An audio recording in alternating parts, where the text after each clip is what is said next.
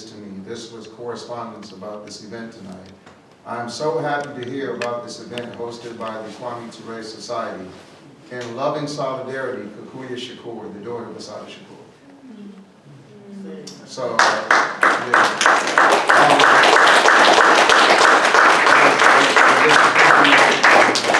I've been condensed tonight, and for folks who know me, you know I've been condensed tonight, but for strategic reasons. We came in the door and we talked about this Assata Shakur Cuba Defense Project. If we have more projects that focus on women that best capture the essence of our struggle, we automatically deal with that, taking into consideration when we look at our culture, we're matrilineal people. And that means that when we're at our best. I mentioned the Assata Shakur Pauline Lumumba Project, which when we had the press conference, Dr. Mabel Montego, who was the head of the Henry Reed Medical Brigade, that's what the Cuban doctors call themselves in Burkina Faso, who's an OBGYN, she's the one who spoke at that press conference. My goddaughter is 25 years old, Inem Richardson. She established the Thomas Sankara Children's Center in Burkina Faso 4 years ago, before Ibrahim Traore came to power. So I think when more young people see practical examples of the past and the present of women doing impeccable things in the struggle, and they follow those examples, that deals with that. So also, we met last week with some women that wanted to deal with the question of reproductive health. And we met with the Cuban ministry. 23 years ago, Dr. Eleanor Walker, who was in charge of the nursing program at Bowie State University, she wrote Comandante Fidel Castro a letter and said, our community in the US actually needs more nurses than they do doctors. So all of you here who represent organizations, we can create a letter and send an appeal to the Black Nurses Association, asking them to officially ask the Cuban Ministry of Public Health to offer those scholarships. And I say that because in relationship to labor, the one thing that Booker T. Washington and W.E.B. Du Bois agreed on was the health question. And Du Bois did a journal called The Physique and Health of the Negro American in 1905. And before Booker T. Washington died, he had something called Negro Health League. They've only been 245 young people who graduated from medical school in Cuba. They wanted to, this is the 25th anniversary of the agreement between the Cuban government and the Black Caucus, to send 500 kids a year to go to medical school.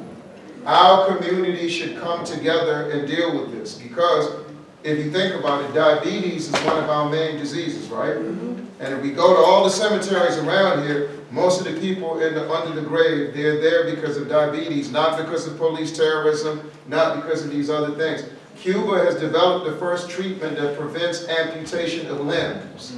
So we need to unite as our organizations and identify young people to go to Cuba, to go to medical school, so they come back to the poorest communities in this country and be the best doctors we've ever had. And I separate the two because right now you have people who are embracing this amputated narrative of the African experience, so they only want to focus on North America. So when you talk about Cuba and Burkina Faso, Cuba and Angola, Cuba and Zimbabwe, they may say something, but if we talk about Assata Shakur, then they can't say anything. So we're going to demand that Barack Obama apologizes for increasing the bounty on her, and the Black Caucus publicly apologizes for the mistakes they made. The best way to address a mistake, you're not going to correct it until you admit it in the first place. So, and lastly, we've been working, we took the Cuban diplomats to Dunbar back in March. Why did we do that? That's our first high school for African people in the United States, M Street Colored School.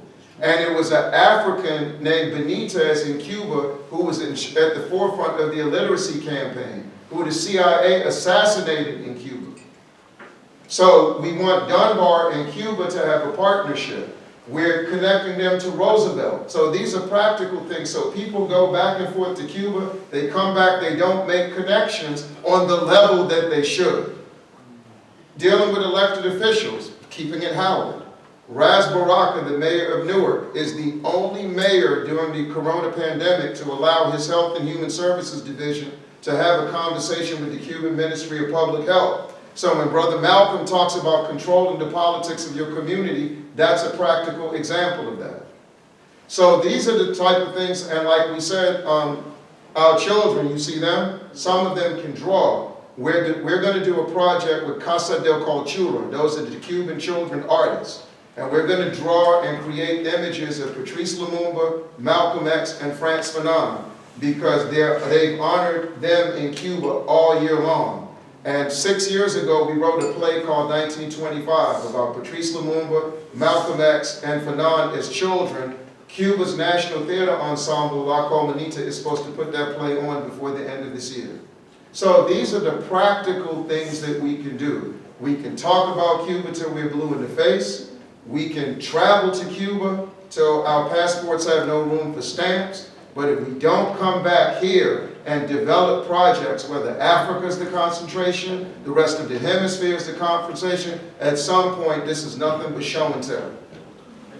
So, our sister who raised a specific question about homophobia, in the context of